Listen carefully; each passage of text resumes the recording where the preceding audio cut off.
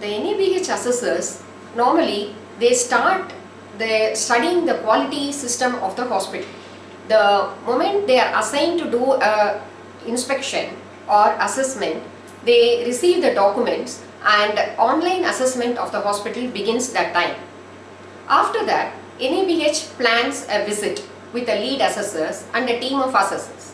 So they go and do a comprehensive systematic analysis of the implementation of the NABH standards in that particular hospital, and they have to give the recommendations to the NABH whether this hospital has passed the test or how much percentage this hospital has attained in implementing the quality assurance system.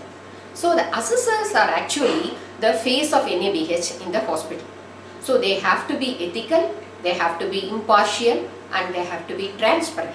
They have to explain the hospital coordinators what is this assessment process and how they methodically go about it without instilling fear in the hospital coordinators. The biggest advantage is for the patients actually, because the patients are cared for systematically and the patient safety goals, which are the gold standards for the hospitals, are implemented.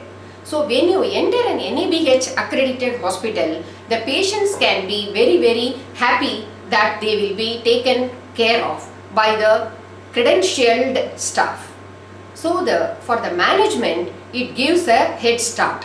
When you acquire an NABH accreditation, that means you have committed to providing quality care to the patient and also in a safe environment for all of them. Actually, if you ask compared to other states, the adaptation for NABH is little less, because neighboring states like Karnataka, they have more NABH accredited hospitals than Tamil Nadu. Nevertheless, it's not an expensive process because the cost of non-quality is more than cost of quality. I would say that the doctor has to have some interest in quality assurance process of the hospital. So it is not just as a career option you will become an NABH assessor. It is that you need to have some inclination towards quality assurance of the hospital process from whichever department you are working. Like for example, I started in the laboratory, so it gave me a head start because I was involved in quality assurance of the blood banking standards from the very beginning of my career. So when I switched over to general hospital standard, it gave me a wider platform to apply my knowledge in quality assurance to the whole of the hospital. So the doctors with 10 to 15 years of experience in the hospital with a quality assurance background can very well hope to become NABH assessors. NABH.co is the website, CO is the website for NABH, and it gives you the details. When do they call for the assessorship and what are all the qualifications needed for the doctor. In fact, nurses also can become assessors, and what is the qualification expected of them, management personnel, all of them are wanted by NABH, so that it will be a multidisciplinary team when they go for assessment, so that they can do the patient-centered assessment as well as facility-centered standards assessment they can do, and it will be a comprehensive assessment of the total implementation of the standards. That is what NABH does. After I decided, there was a call from NABH for this kind of assessor course. So we attended the course. It is a 5-day course and followed by an exam. After that also you are only certified, you are not empaneled. After that you do couple of assessments and then your lead assessor observes you, and then with the help of NABH they decide whether you can be empaneled as an assessor. So I would say from the time you decide, it might take a year or two to become empaneled as assessor. I feel that the more you learn, the more wider your skill sets become, because you get lot of data in the hospitals. But how do you methodically analyze them, and what do you interpret out of it, and how do you apply it again? That is what it is all about. So when you study about ethics, because I got a PG diploma in medical ethics and law from National Law School, Bangalore, it gave me a wider outlook about how to obtain consents from patient, what are the pros and cons of not obtaining a proper consent, and also what are all the medical negligence involved in cases like that. So when you study cases, you realize how easily doctors can become victim of medical negligence. So like that, it gives you a skill set so that your outlook is broadened in applying medical law and ethics.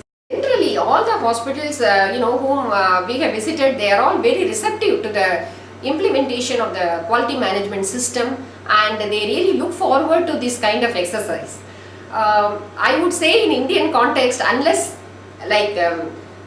you are put into a situation wherein you need to perform, we are not used to performing. So once they know that the assessment is going to happen, because I have been on both sides of the table. I have been an assessor and I have been an NABH coordinator also. So when we expect an inspection, we really prepare the hospital for the inspection. So that gives us a lot of exposure. That gives us a lot of teamwork feeling. And we prepare the hospital, and when we pass the test, voila, it is all positive feelings only.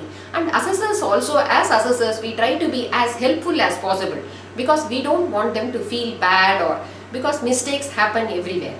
So we do a logical, ethical and a reasonable assessment. We don't want to victimize anybody. It is not about finding fault, we say. It is not at all about finding faults. It is only teaching the facts and also trying to handhold them into the process of obtaining the NABH accreditation. I would say there is no easy way of doing things in quality assurance. You have to be really prepared for hard work, because quality assurance involves a lot of documentation. Okay, you do it in electronic medical record, that is okay, but then you definitely need to sit in front of the computer and document what you have seen, because at the end of the day, it is not enough if you only know what you have done. You have to show the third party what you have done about your hospital. So somewhere along the line, you need to devote more time for implementing the standards in the hospital and show the evidence to the assessors. So that is what we are looking for. When we go to a clinic or a hospital, we want evidence in the form of forms, in the form of audit sheets, in the form of implementation or manuals as to what is being done in this quality assurance. So we cannot relax and say that my patients are very happy, I have implemented QMS. No, but then where is your evidence? That is the evidence. Objective evidence is the one we are looking for. So definitely it becomes easy as you go along. Definitely then it becomes a part of your habit. So then writing forms or writing incident reports and analyzing it becomes a part of the daily routine. You can do it online, you can do it paper-wise. That is not an issue. But somewhere along the line, you have to do it, and you have to show the assessor that you are doing it. I know certain clinicians who are interested in quality assurance program who have definitely become assessors, and definitely they have more clinical exposure. So they will bring in lot of inputs in the form of quality indicators and how to implement them and all that. But I am not very sure whether they outnumber the quality assurance personnel as it is. See, NABH standards are the same. NABH also has given guidelines as to the number of beds of the hospital. Only the assessment team numbers will vary, because depending on the size of the hospital, the assessment team may vary. The standards are the same, but now NABH has come up with the entry level standards to make it acceptable even for smaller hospitals to go through this process. They have simplified the standards. In that, there are not as many objective elements as they would in a big hospital. So there is a difference in the entry level hospital and a full accreditation level hospital. But we are encouraging all the hospitals to get the full accreditation. That is the aim of NABH. The hospitals have understood that sooner or later they have to get this NABH accreditation. So it is very, very heartening to see that many hospitals are going in for this kind of process. Doctors have to definitely learn a lot about it during their formative years only. For example, there is a lot of difference between quality assurance and quality control. quality assurance is process oriented. It is preventive. Quality control is product oriented. It is not preventive. It is only making sure that every time you do something, the product comes out according to the standard. Whereas quality assurance is a bigger circle. So, about this simple things, medical students have to be, appraised.